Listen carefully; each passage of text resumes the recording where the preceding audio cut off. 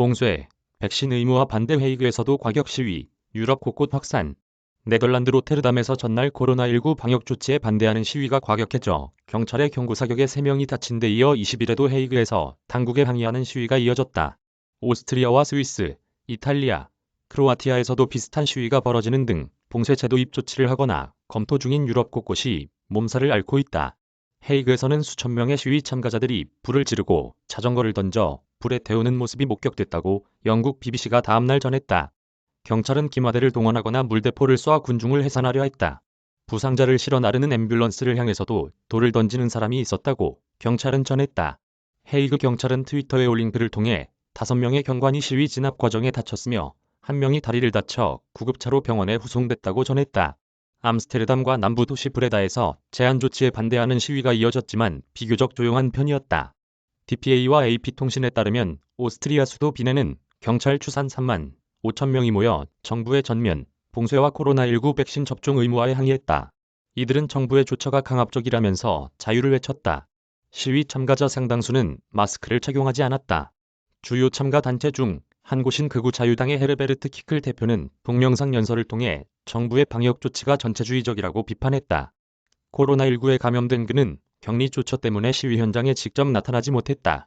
정부는 만일의 상황에 대비해 경찰 약 1,300명을 배치했다. 경찰은 시위대원 여럿을 구금했다고 말했지만 자세한 인원은 밝히지 않았다. 앞서 오스트리아 정부는 신규 확진자가 연일 최대치를 경신하자 22일 전면적인 봉쇄 조처를 시행한다고 발표했다. 최대 20일 동안 이어질 이번 조처에 따라 생활 필수품 구매나 운동 등 예외적인 상황을 제외하고는 외출이 제한된다. 아울러 내년 2월부터 코로나19 백신 접종을 의무화한다고 밝혔다. 스위스 취리히에서도 2천여 명이 참가한 가운데 정부의 코로나19 제한 조치에 반대하는 시위가 열렸다. 이들은 식당 등에 출입할 때 백신을 맞았다는 증명서를 제시하도록 한 정부 규정에 항의했다.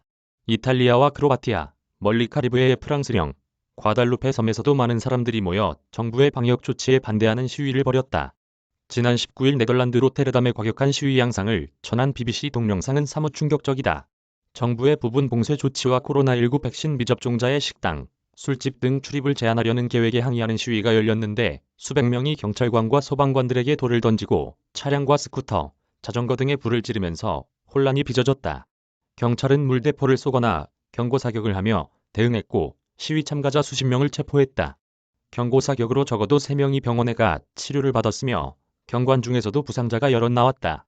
경찰 대변인은 로이터에 우리는 경고 사격을 했고 생명을 위협하는 상황이었기 때문에 직접적인 발포도 있었다라고 말했다. 로테르담 당국은 공공질서 유지를 위해 이번 시위가 벌어진 지역에 사람들이 모이는 것을 금지하는 긴급명령을 발동했다. 네덜란드는 지난 9월 25일 코로나19 제한 조치 대부분을 완화하고 식당, 술집, 문화행사 등에 갈 때 백신 접종 증명서인 코로나 패스를 제시하도록 했다. 그러나 그 뒤 확진자가 급증하자 지난 13일부터 부분적인 봉쇄 조치를 다시 도입했다.